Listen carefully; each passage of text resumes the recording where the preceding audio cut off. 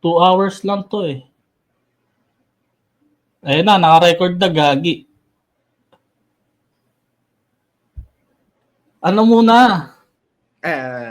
Yung normal na ano lang kwentuhan. Intro ka muna, boy. Hindi nga yung kwentuhan nga muna na ano. Hi guys. Raven here. Together with Chig. So today we're going to interview him about IT stuff. English ang puta. We can start.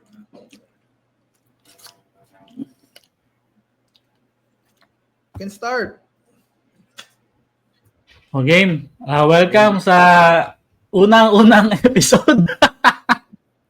Hi guys. Unang episode, muna awkward. Unang episode ng Root Access Podcast. Meron agad tayong guest, si Raven Pogi. Ka-team ko to dati. Hindi pala. Ano ba tawag doon? Ka-department? Same department, technology. Hindi kasi yung build sa atin, engineering. Pero under tayo na engineering, di ba? Huwag mo sabihin yung company, ah. Iba-ibang engineering pero iba-ibang specialties. Guys, parang ganun yung... No. Ako sa sa systems. Yan. System engineering. Sa applications naman. So, yeah. Iba-iba yung no? Paano ba yung ang tawag dito? Paano ba organizational chart natin? Iba yung sa engineering na vice president, iba din yung sa development. And iba rin yung sa operations.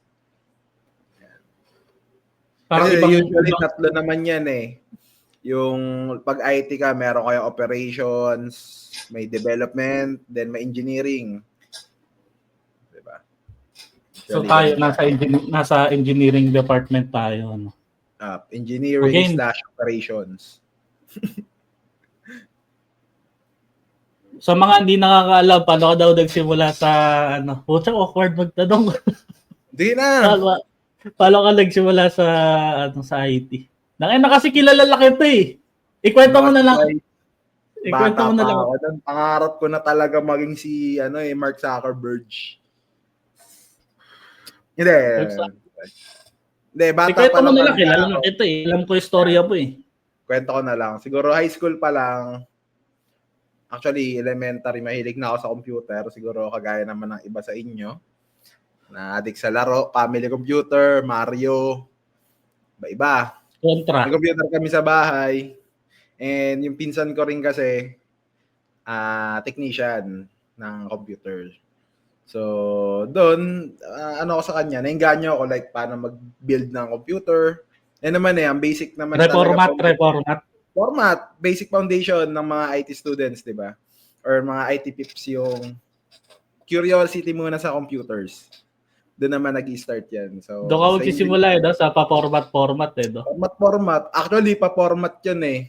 Wala lang, hanap-hanap lang ng mga cool websites, ganun. Hacking, kunwari.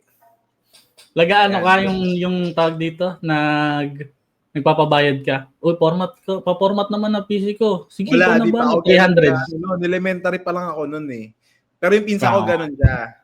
Pero pinapanood ko siya like, nitignan ko paano to gumagana, paano to gumaganyan.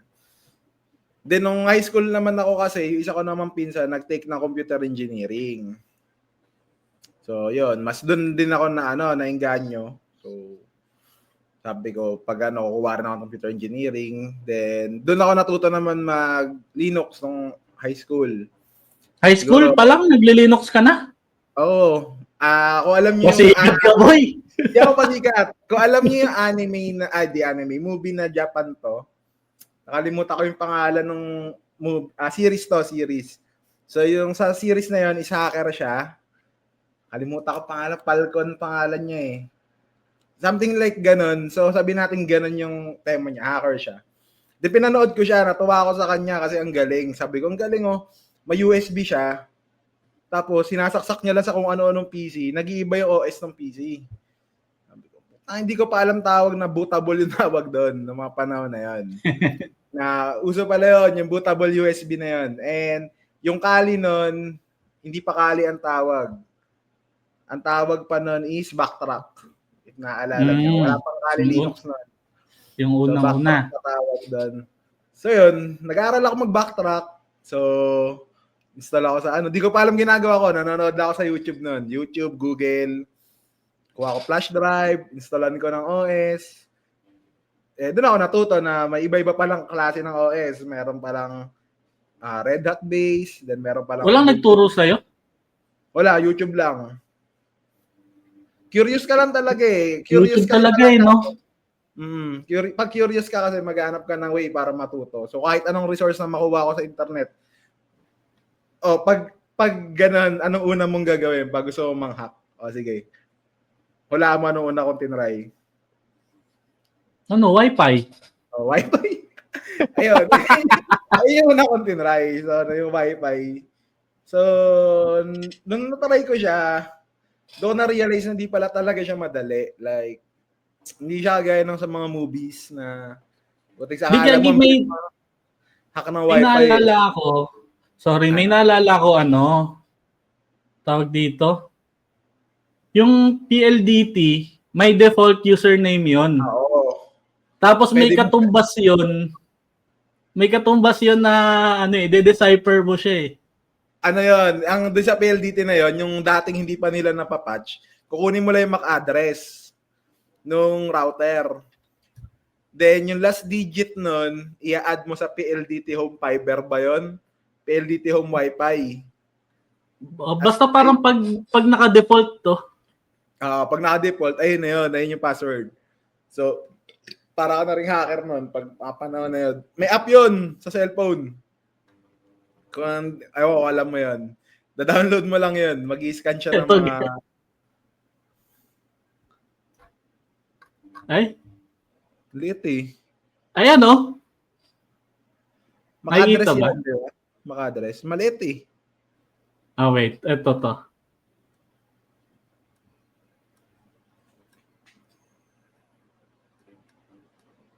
Gusto na yun.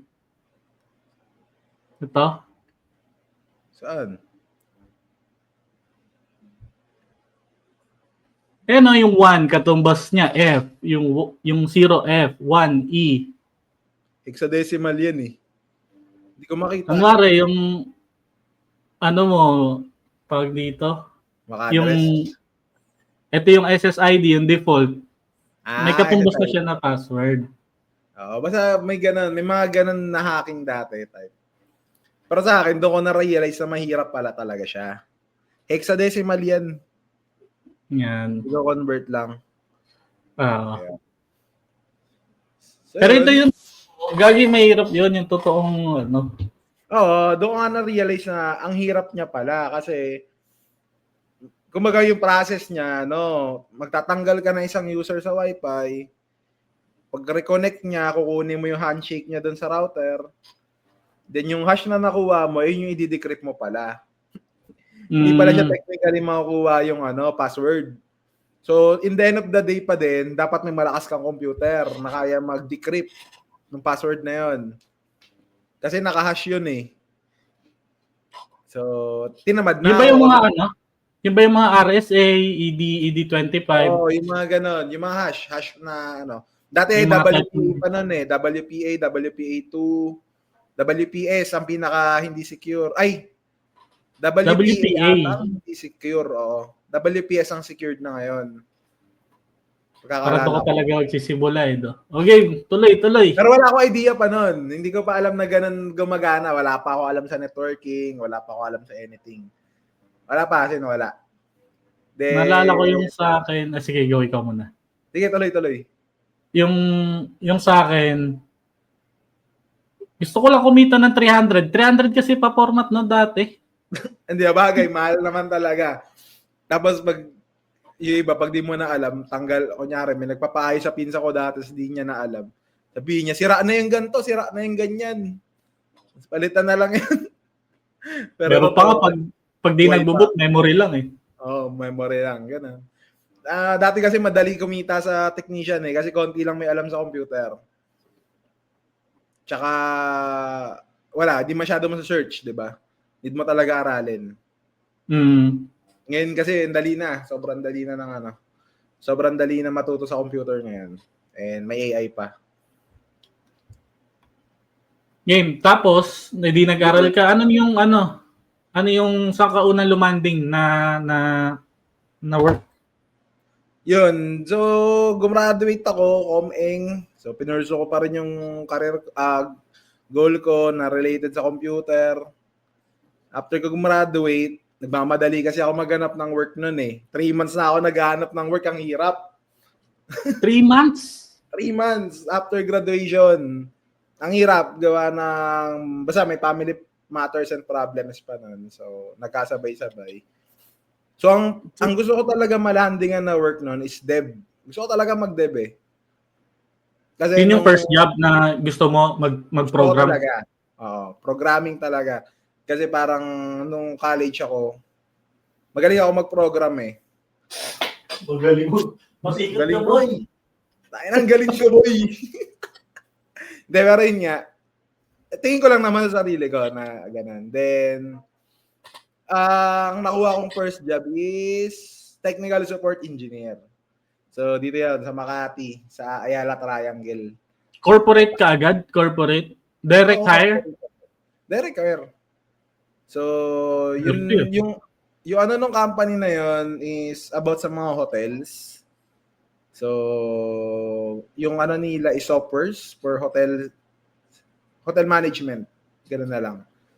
So, marami silang client dito sa iba-ibang bansa. Shangri-La Group of Companies, Peninsula Hotel, Marco Polo, halos lahat ng company rito sa Philippines na hotel na malalaki.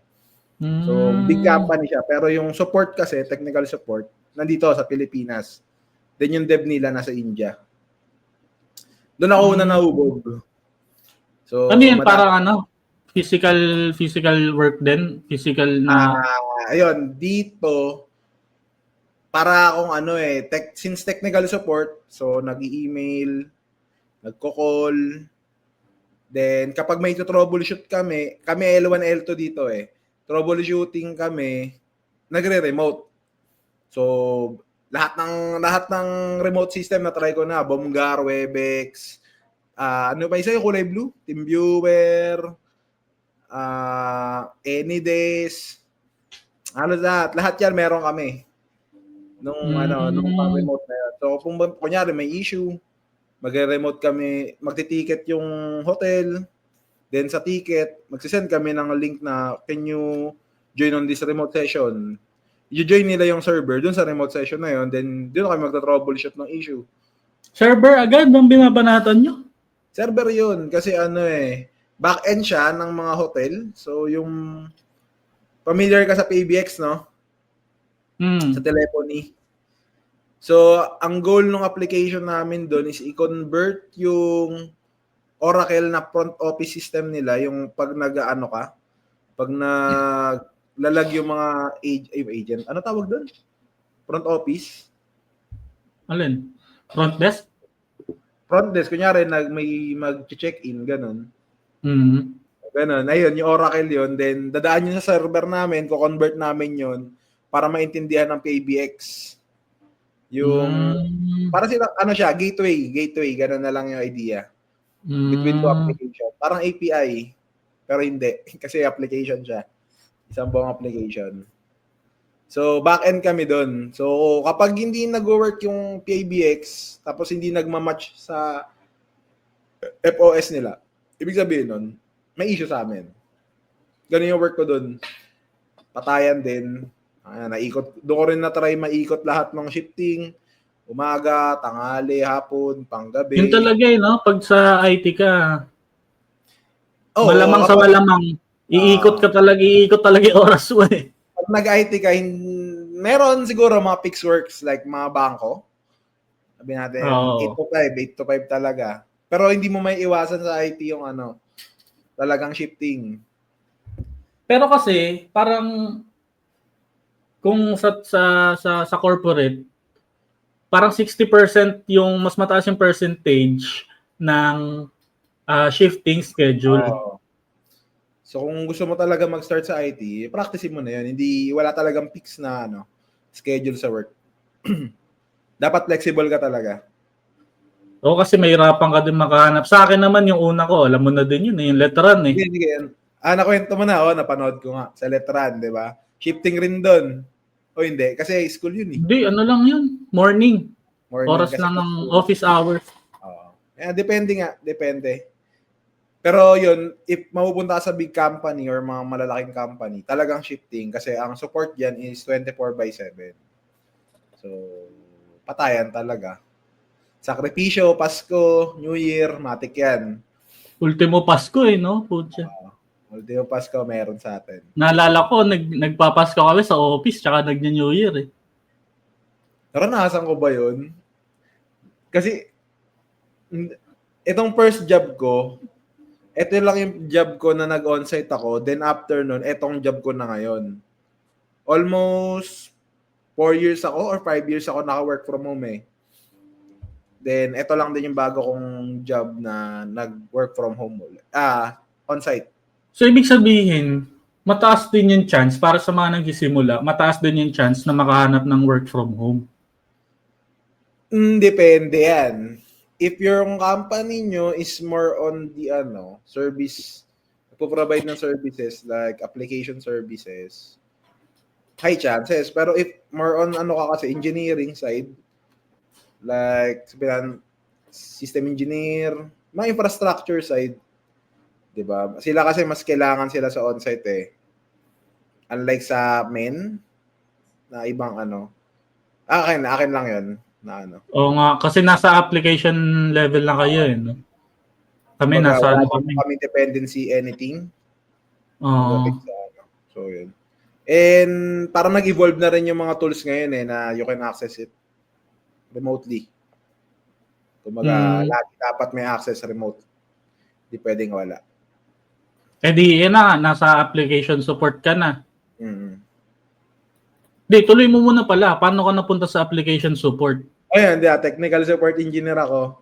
Nagbabalak na rin ako noon mag-resign. Though, ang dami ko natutunan sa company na yun. Kasi, natuto ako mag-database, matuto akong mag-handle ng servers, basta ang dami ko natutunan doon. XML, lahat, patching, or application. Pero tawag dito, naniniwala ka ba na yung the rest na matututunan mo? Sa work na yun eh. Totoo. Ano ba tawag dito? Nung gumraduate ako, good na may foundation ka talaga. Isa yon sa key talaga kung gusto mag-success sa field na to. Good foundations. Kasi pagdating sa field, sa industry, nandiyan yung technology, pero kung wala kang foundations, kung paano sila nag-work or anything, doon ka may hirapan. So, maganda rin na mag-build up ka or mag-aral ka rin talaga habang nasa college ka, di ba? So, ano rin yun? Sinasabi na iba na wala. Pero okay, siguro sa circumstances nila. Pero good thing na may good foundation ka talaga. Mahalaga talaga yung foundation. Kasi may hirapan ka din eh. Bandang uli, pag nilagpasan mo yung foundation, pag nasa actual ka na, mangangamote ka din kasi hindi mo alam yung foundation. Hindi mo alam, like, gumagana nga siya, pero what's the reason behind? Ba't siya gumagana, di ba? Ayun. Ayun yung mga kung bakit siya kailangan nandun. Yun. Sige, tuloy ko na. So, kaya ako natanggal doon or naalis kasi nagka-pandemic 2020. Tandang-tanda ako pa noon. Huling pasok ko sa Makati, alas 12 ng gabi, uwi ko. Walang tao sa Makati. Uwi ako. Ano yan? Lockdown na? Lockdown na to eh. Lockdown na daw, lockdown. Uwi ako alas 12 ng madaling araw. Oh. Dala-dala ko na yung laptop. Ngayon, binigyan ako laptop eh. Work from home kayo. Dala-dala ako laptop. Uwi ako sa bahay, kinabukasan per shift. Okay, sabi ko, saya na ito Work from home. Ticket-ticket, konting issues lang. Kaso, doon ka kakabahan. After 2 to 3 months, ramdam na namin, wala masyado nagtiticket. Patay yung industry eh. Patay yung hotel industry noon. Walang titicket. Doon na kami nakaramdam na, aray, mukhang delay open tayo Niretrench kami lahat dito. Lahat? Dito sa Manila. Oo, as in lahat. Nawala yung company dito sa Manila. Though binayaran naman kami. Ayun yung maganda ron. Nag-advise 1 month prior. Kumbaga mabait yung company, mabait. Nagsabi sila 1 month prior na we have plan na ganito, maghanap na kayo ng ibang pero may compensation naman once na matanggal kayo. Ayun. Then, doon, nakahanap ako ng iba-ibang work. Remote rin kasi pandemic nun. Actually, mas nag-boom ang IT nung pandemic eh. Sa totoo lang, ang daming company na tumaas yung tumaas yung nila. Diba? And yun, hanggang sa nagland ako sa isang software company dito sa BGC din. Doon ako nag-start as application support. Yan. Software company. So, doon mas lumalim yung knowledge ko sa industry, sa processes, especially sa ITIL. So, kasi yung company na yon sinusunod nila yung ITIL standards. So, yan. Natutunan dyan, paano dapat ganito, ganyan. Hindi lang technicals, like may pag-usap sa tao. Kasi part rin yun. Yun yung isa pang challenging part eh. Kung paano mo i-explain yung technical na bagay or na process sa tao na hindi naman technical. Which is another skill din talaga. Hindi siya kailangan kasi pag may pag-usap ka, like for example, ako dati pag kausap ko yung client namin noon. Kasi nung nandun ako sa BGC na to, na ako noon? Support lead. So, sa lahat ng meeting, ako nakipag-meeting doon. So, dapat, in a way, may baba mo yung level ng terms, na-explain mo sa kanila in a layman's talaga. Sobrang layman's, like, sobrang babang logic na ganito kasi, ganito, ganyan. Para mas magkaintindihan kayo. And doon, matututo ka rin gumamit ng mga white lies. Talaga, like, sa IT, like sabihin nyo. Kasi may mga bagay na haba yung usapan eh. Pag sinabi mo pa yung totoo eh. Pero syempre, risk mo yon, di ba?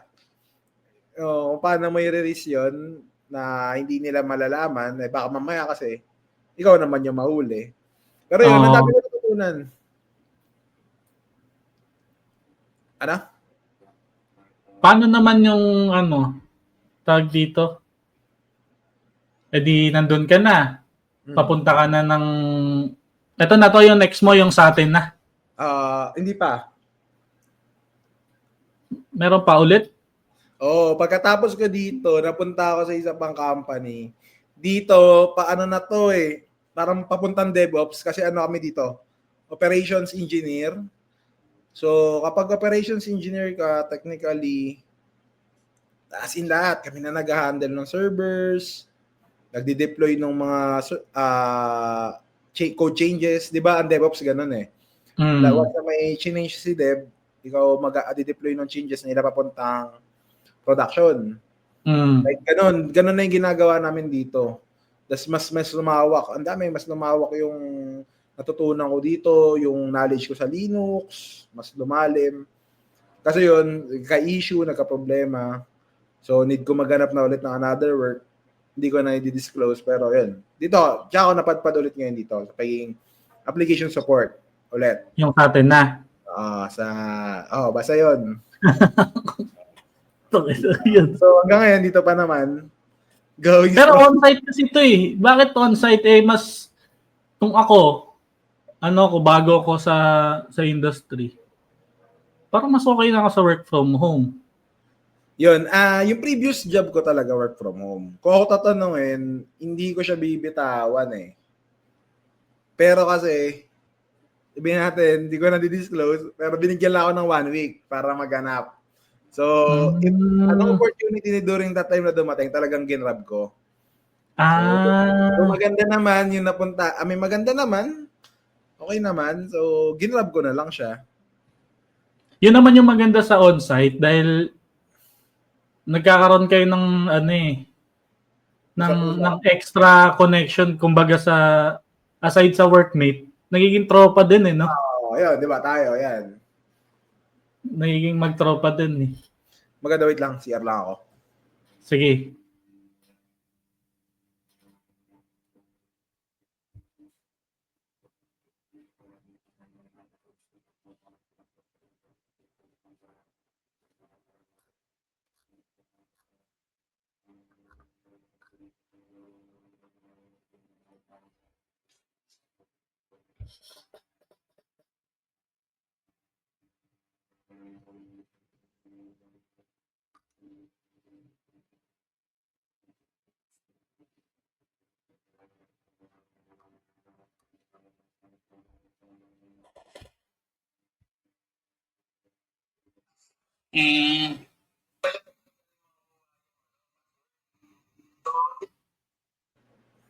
Hotdog. Oy, na ka na. Uy, nag-iba background. Ay, kala ko nag-iba background mo. Game, sana po, tol. Game. Kung ano, tawag dito, kung para sa mga nagsisimula sa technology or sa IT, ano yung sa journey mo? Based sa journey mo, ano yung may papayo mo na dapat aralin nila sa mga bago? Mga aralin ng skills or ano, Para sa communication? akin, ano pa din. So, siguro, prior sa pag-aaral or anything, attitude pa din. Siguro, like, kung nasaan ka man, sabihin natin, kasi yung iba ngayon, hate na hate nila mapunta sa ano mga first level job. Pansin mo ba yun? Lalo yung mga fresh grad, ayaw nila mapunta sa service desk, ayaw nila mapunta sa anything or what. But I mean, okay lang. Kasi medyo saturated na rin talaga yung ano, di ba? Ikaw, tingin mo, saturated na ba yung ano natin, industry? Saturated siya Sa lower in level. terms na sa dami ng na nagiging available na pwedeng makapasok sa IT. Mm-hmm. Pero growing naman yung industry para Growing. sa Pero akin. yung dun sa level 1 kasi, ang dami na nila ron. Diba? Ang hirap talaga maka-entry. Siguro, advice ko lang, like, start kung nasan kayo, then, nasa sa inyo na naman yan, di ba? Ikaw nga, di ba? Saka nag-start, pero, di ba, pinurso mo pa rin. Di ba? Like, yun, attitude pa din. Bukod dun sa mga aaralin. Pero kung sa mga aralin, para sa akin, ano maganda? Aralin nyo yung OSI model. Like, OSI talaga? Ang IT, umiikot lang sa OSI talaga. So, post mo nga dyan. May ano ka dyan, picture ka na OSI. Meron, hanapin natin. Ay, di lang naman OSI. Pero, I mean, loop lang sila dun eh. Dun lang talaga yung... Natuturo ba to sa ano? Sa amin, oo. Hindi ko lang alam sa ibang ano. Pero importante talaga siya no? Kasi maski sa... Tawag dito? Maski sa normal na pamumuhay pag magto-troubleshoot ka sa technology. Ano talaga? OSI talaga yung... Ayan. Like, ayan, yung OSI model na yan. So, di ba? Andyan lahat eh. Physical layer, switches, routers, hubs, then yung data link and network sa network side na yan. Di ba? Paano gumagana? Pati itong transport, kasi mga ports to, alam ko sa transport layer eh. Yan, port 2, then mini connection, pati session layer, then yung dulo, yun sa amin, application layer. Siyempre, ibang part na rin yung sa physical mismo na physical, yung hardware side. Di ba? Oo.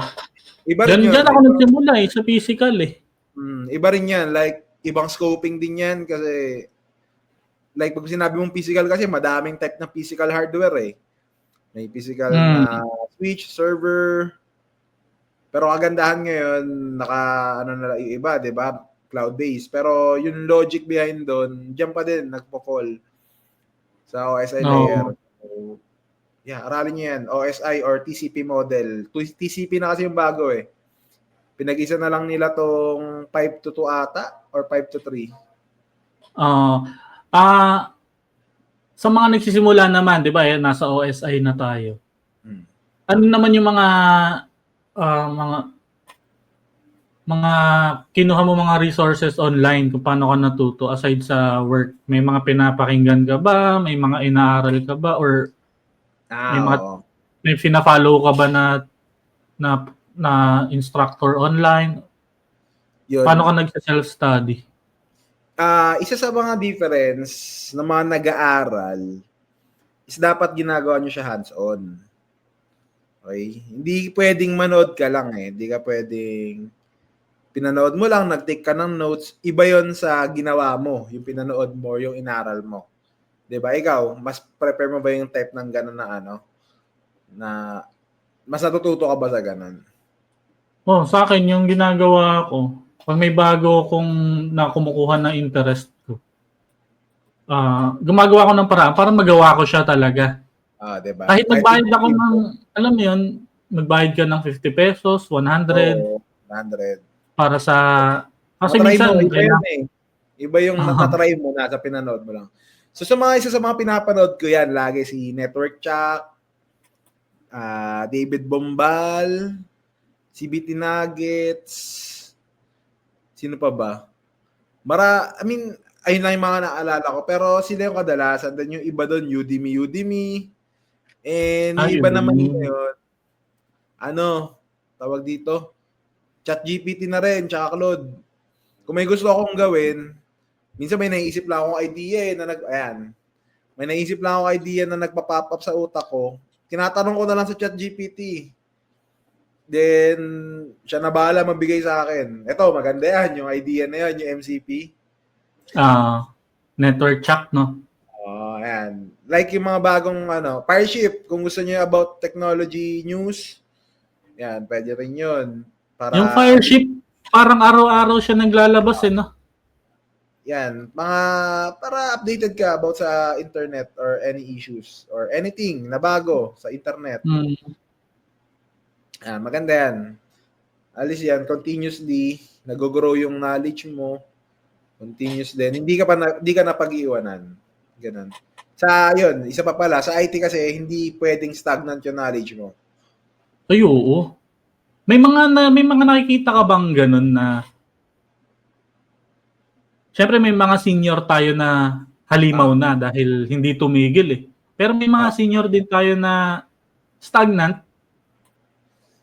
Unfortunately. Meron sa ibang work ko. Siguro hindi mo sila masisisi sa work habits and study habits natin. Siguro senior sila kasi tumagal na lang sila ron. Pero yung in terms of knowledge and di ko naman sa pero alam mo naman yan mapapansin mo naman, 'di ba, kung may alam ba tong isang tao na to or wala. Parang ganun. Meron. May mga ganun tao din. Paano naman yung for example, starting. Tapos, paano mo i-build yung portfolio mo, yung resume mo? May portfolio ka ba? May mga projects? Tinatabi mo ba yung mga projects na nagawa mo? May sarili ka bang notes? Yep. Maganda, no? Yung portfolio kasi parang dati, ang ko lang sa portfolio is kapag dev ka. Yeah. Pakita mo nga portfolio mo. So, papakita mo yung ginawa website. Yeah, okay. Yung portfolio dati. Pero ngayon kasi iba na rin. So, kung gusto mo sa technology ngayon, gusto mong magkaroon ng edge, gumawa talaga ng lab. No? Yung mga lab kasi na yun, pwede mong ilagay yun sa portfolio mo. Like, ano ba mga sample na lab? Install Docker, nakapag-deploy ka ng Docker, di ba? Mga ganong bagay. As long as nagawa mo yun, then nalagay mo siya sa resume mo. Kung alam mo yung ginawa mo, tapos tinanong ka ng interviewer, di ba, masasagot mo yun. Di ba? Pero yung mahalaga talaga, mag-hands-on ka. Kung ano yung mapapanood mo, gawin mo, tapos ayun yung ilagay mo sa resume mo. Nakapag-Docker ka na, nakapag-deploy ka ng mga EC2, ganto, ganyan. policies and other, di ba? Mga ganun. Then, lagay mo sila. Then, as much as possible, if kung may pera ka naman, take certifications. Sometimes, nakaka-edge din talaga doon. So, may mga ibang tao kasi na nagtitake ng certifications muna bago mag-apply. Good tactics din yun. Like, for example, alam mo talaga yung gusto mong puntahan. And, edi mag-take ka na ng mga certificates na related doon, di ba? Ang mangyari doon, may edge ka doon sa mga mag-a-apply na fresh grad na wala. Di ba? Pero pag certifications kasi, may tinatawag, may naririnig or nababasa ako na may mga certificates na medyo-medyo lang. May certificates naman talaga na yung pangmalakasan talaga ng certificate. Anong bang mga certificates yun para sa mga nakikinig? Okay, sa akin kung ako pag-taken mo, fresh grad ako, magte-take ako ng basic ng Azure, EC900, magte-take ako ng basic ng cloud, yung cloud practitioner. Di ba? Then, kung may budget din talaga ako, edi magte-take ako sa CCNA. Yung pinakamabigat sa network na fundamentals talaga. No? Solid ka na doon, may foundation ka na doon. May cloud ka na, may network ka pa, di ba? Pero kasi sa systems side, wala akong masyadong alam na anong sa inyo ba mga dati na certification. Makita lang na may fundamentals ka sa Linux tsaka sa Windows Server, panalo na yun eh. Kasi mahirap kasi alam ko may certification ang RHEL di ba? Oo. Pero kasi yung sa RHEL, sa mga hindi nakakaalam yung Red Hat na ang pangalan niya Red Hat. Tawag dito. Parang mga malalaking company yung gumagamit talaga nun. As in, malalaking company. Malaki. Pero kung simpleng office, Fedora. pwedeng Fedora, pwedeng sa amin, Ubuntu. Enterprise kasi ang RHEL, so may bayad siya. So, mga alternatives mo dyan, Fedora, Linux Mint, yan, mga ganyan. Pwede mo yan. So, kung nagsisimula ka, certifications. Pero yun, kung makakuha ko ng RHEL, maganda yun. CompTIA Plus, CompTIA Networks. Ayan, magandang mga certifications yan. Kasi general yon. Kung beginner ka. Beginner lang naman, di ba? Iba ng usapan if magpo-focus ka sa isang type of technologies. Siyempre, kung kunyari, cybersecurity ka, iba na yon. Iba na yung mga iti-take mo doon. Kung magne-network ka, iba na rin yung iti-take mo doon. Pero in general, maganda yon. May knowledge ka sa IT. Ito, ITIL din pala. ITIL, sa Azure, AWS, and kung may budget ka naman, si CCNA. Kasi, pag may knowledge ka sa CCNA, para sa akin grasp mo na masyado yung paano gumagana ang technology.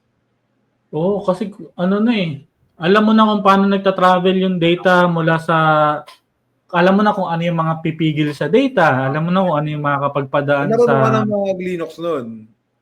Kung mag-CCNA ka, kasi Linux din naman yun eh. Di ba? So, yun. Maganda. O ayun, Juniper. Di ba may Juniper din? Junos. Sa atin. Just sa atin, di ba, Juniper dati? May Junos din na certification. Mas mura yun. Pwede rin yun. Ano lang din naman yun eh. Halos same ng concept din sa Cisco yun eh, di ba? Pero hindi ko sure kung totoo. Yung CCNA daw ngayon, multiple choice na. Hindi ko lang alam. Kung hindi ko pa nakikita ulit eh. Pero dati yan, may lab yun eh. Dati, di ba, may lab. Hindi ko lang alam. Parang wala na kasi akong balita eh. Dati gusto ko mag-take nun eh. Kasi tinamad ako eh. Paano naman yung halimbawa, wala ka pang experience at all. Pero graduate ka na IT. Graduate ka or career shifter ka. Ano yung mapapayo mo na paano sila makakapasok sa IT industry? Okay. Magandang tanong, no? Siguro start, hindi ko alam depende sa tao eh. Like siguro kung kaya mo ibenta yung sarili mo na talaga mabibenta mo siya, go for high, di ba? Kung ano yung gusto mong position, na-applyan mo agad, di ba? Kung ma-justify mo naman. Di Diba? Kung kaya mo i-justify, walang problema eh. Pero if di mo kaya i-justify, mag-take ka muna ng mga L1, L2 type na job, service desk, di ba? Ayun kasi yung foundation ng work eh, ng IT. So, familiarize yourself muna doon sa IT. Like kung wala ka talaga, career shifter ka, pwede ka mag-start sa service desk. And doon, nasa sa'yo yun, kung gusto mo pa mag-grow or what, pero stepping stone na yun sa pagiging pagiging IT para sa akin.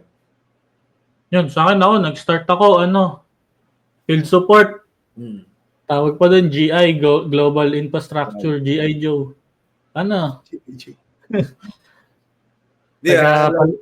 Pwede rin pala, EUS, no? End support, yan. Oo, all around yun. Yun talaga. Parang hindi lang pala SD. Like, end user support, yan, yung GI nga, Global Infrastructure. Yan. Start small siguro muna. If hindi mo kayang i-justify yung gusto mo pa, like, kunyari, career shifter ka, tapos fresh grad ka, gusto mo mag-dev, mucha, pero yung knowledge mo hindi pa ganun, ka-firm, di ba? Suntok sa buwan. So, mag-apply ako sa dev agad, di ba? Realistic lang. So, as much as possible, ito ka muna. Pero kung kaya mo nga, edi go, di ba? Gano ka-importante naman yung yung may mentor ka, kahit hindi mentor kung tawag, kasi pag sinabi mong mentor, parang student-teacher relationship. Hindi naman, parang mentor sabihin natin, someone that can advise you, parang ganon. Mapagtatanungan. Malaking bagay siya, actually. Kasi minsan, pag hindi na natin alam yung mga sa internet, meron niya, may limit naman lagi yan eh. May mapagtatanungan kang ibang tao na ganito yung idea, ganito yung gusto kong gawin. Diba? Pero depende, may mga tao din kasi na gusto nila, sila lang. Mas nasusolve nila pag sila lang, di ba? Depende sa tao eh. Pero goods na meron kang mapagtatanungan, di ba? Nakakatawa dati, naalala ko lang. Nung nagsisimula ako, nakikita ko pa yung mga sagot sa internet eh, kung paano mag-ayos ng walang internet na computer. Bakit hindi gumagana yung ganito, kung paano i-uninstall or i-reinstall. Nung napunta na ako sa system engineering, wala na sa internet. Wala na, kahit sa forum, di mo na mahanap eh, no? Hanapin mo yung mismong katulad ng problema mo doon sa forum. Problema wala. Pag wala. Wala. Doon ka babalik ngayon sa foundation na sinasabi natin kanina. Lahat naman ng bagay kadalasan, lahat ng technology naman nag-start sa simple eh. So, minsan, simplihan mo lang yung pag-iisip din, no? Para ma-resolve mo ibang bagay. Yung akala mo sobrang complex. Ano naman yung yung mga nakikita mo sa, syempre iba yung nag-start tayo noon, parang 5 years ago. Tapos iba din yung 10 years ago. Ngayon naman, kung mag-i-start, ano naman yung mga exciting or yung mga dapat abangan ng mga bago ngayon, ng mga magagamit nilang advantage. Una, AI. AI talaga eh. Wala na akong nakikita ko yung trend ng technology ngayon. Talagang papunta sila sa AI. Kahit yung pag-create, itong MCP na yan, nakita mo yon yung MCP server, like siya,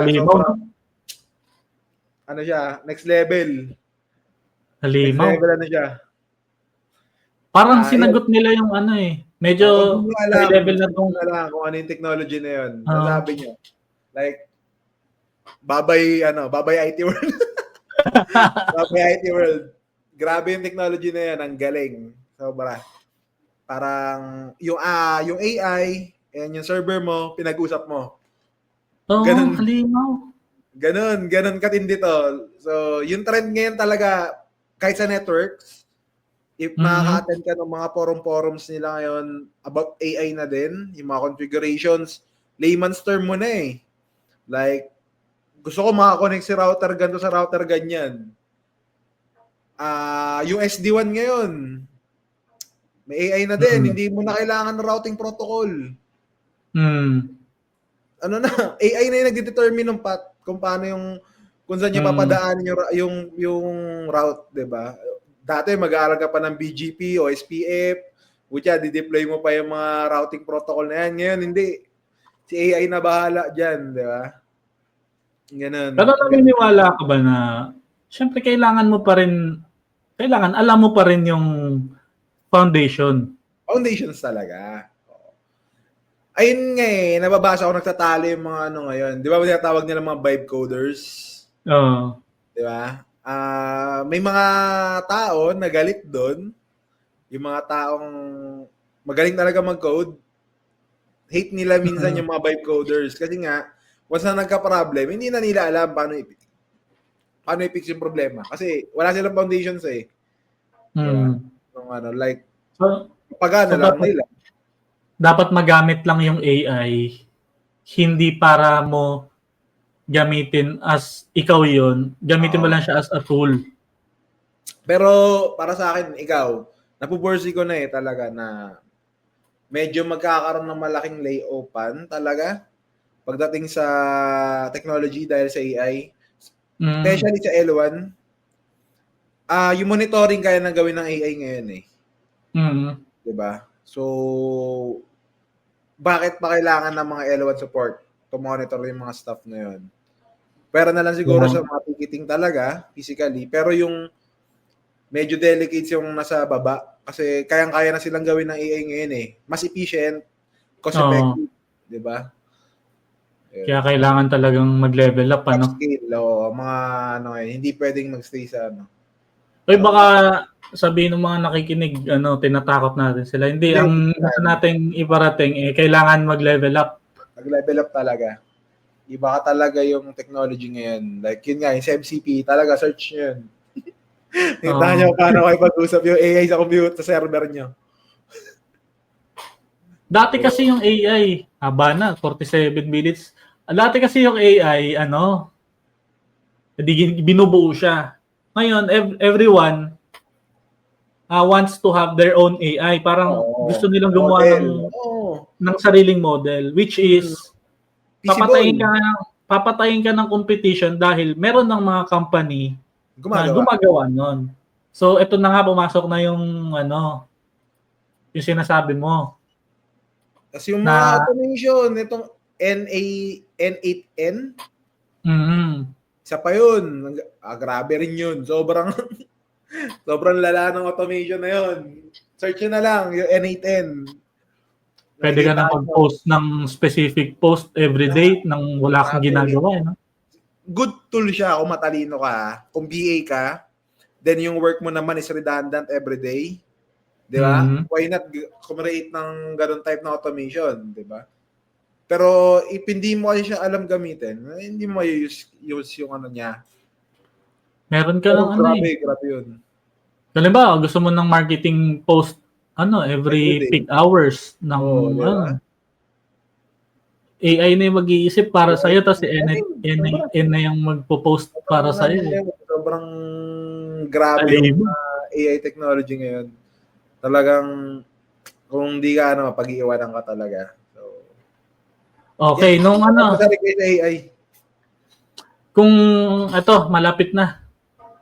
Kung nagsisimula ka ulit ngayon, halimbawa, 'di ba, yung student-mentor relationship, kung nakikita mo yung sarili mo dati, anong i-advise mo sa kanya? Sa'yo, sa sarili mo. Oo nga, magandang tanong Ano ba? Anong klaseng advice? Like, career-wise? Career-wise. Career-wise Paano mo? Siguro ma-advise ko sa kanya kung ngayon is mag-focus siya. Kahit not knowing na mababago, di ba? Parang i-advise mo lang, no? Advice lang. Mag-focus ka sa AI. AI talaga no? Mag-aaral ka na ng AI habang habang di pa nag-boom. Hindi, pero I mean, patay pa kasi yun. Siguro kung advice ko, kung 5 years from now, pinaka-good advice ko is mag-aral siya ng cloud computing talaga. Muna. Kasi 'di ba nag-boom ang cloud computing noong 2020. Sobrang daming wala naman yung may gumagamit ba ng AWS dati, Google, Azure, wala eh. Butik siya patay ang industry na yan eh. Though ang tagal lang ng technology ng virtualization, 'di ba? Pero walang gumagamit. Nakita lang nila yung importance nung pandemic. Kasi di mo na kailangan ng physical servers. Yan din yung dilema ng yun din yung dilema ng ibang malalaking company sa cloud naman. Kasi may mga friends ako na nakakausap na, for example, bangko.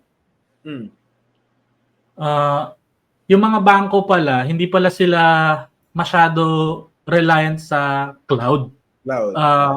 Mas gusto pa rin nila yung on-prem. Kasi nga naman, saan sasabihin ng executive, saan naman napupunta yung data niyan? Ang dami-dami. Confidentiality talaga. Kasi baka mamaya yung data mo dumadaan sa China, di ba? Ayaw nila na yung mga data centers na yan kung saan nakalalagay yan, di ba? And network traffic pa din yan. Dadaan sa internet yan, di ba? Paano kung may nag-i-scoop ng data mo? Di mo alam government, di ba? Government entities, di ba? Gusto talaga nila on-prem pa din. Actually, mga bangko, kaya nga medyo old shits pa din yung mga technology nila, di ba? Sinasadya pala nila yun. Sinasadya nila.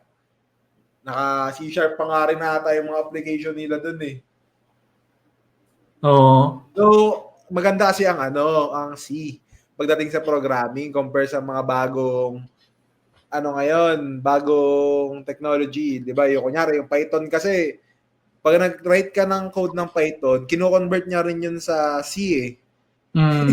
Tapos bago niya i-compile. Diba? Bakit di ka na lang remekta ng C?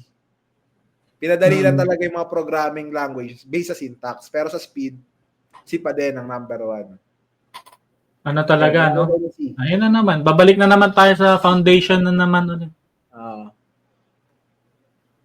Okay.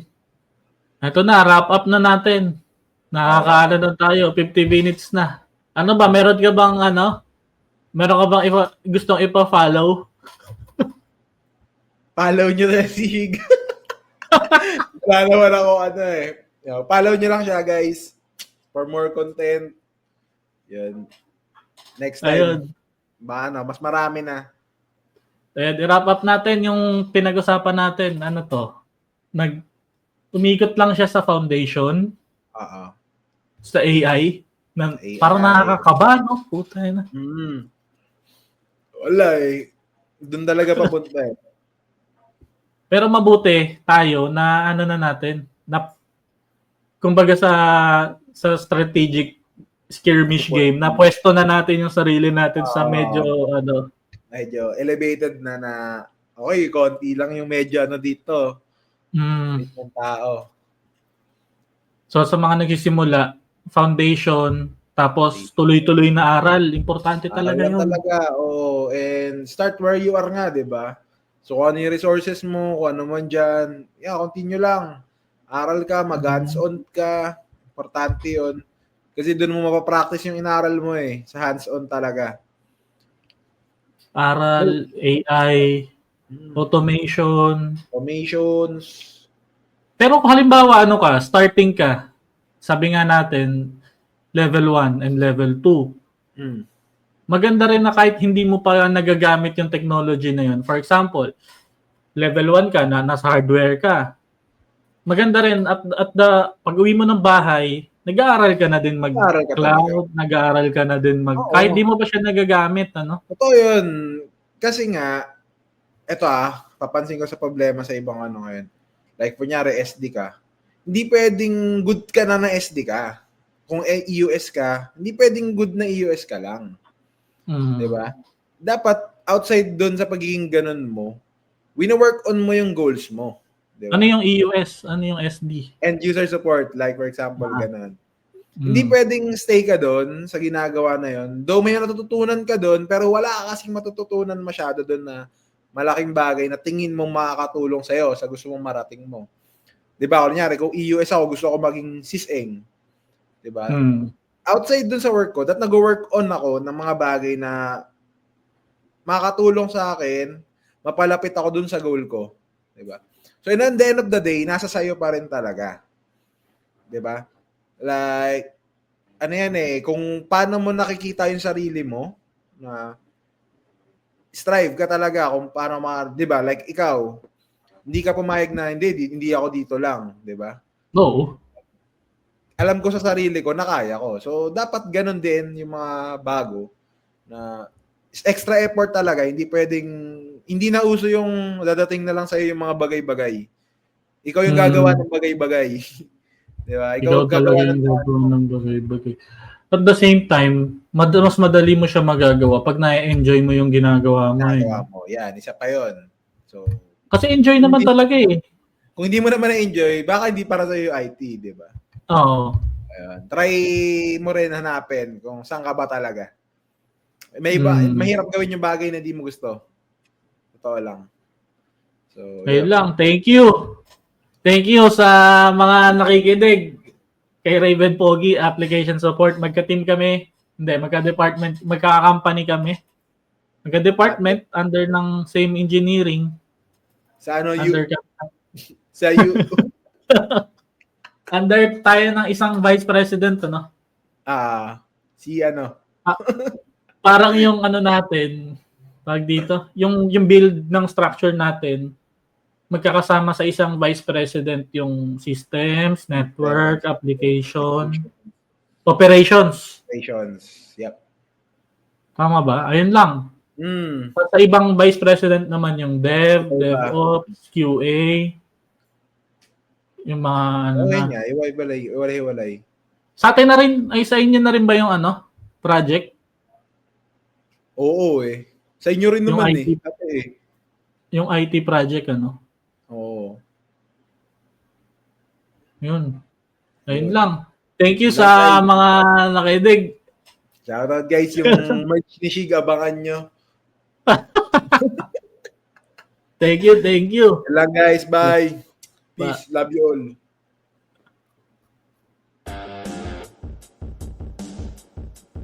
End mo.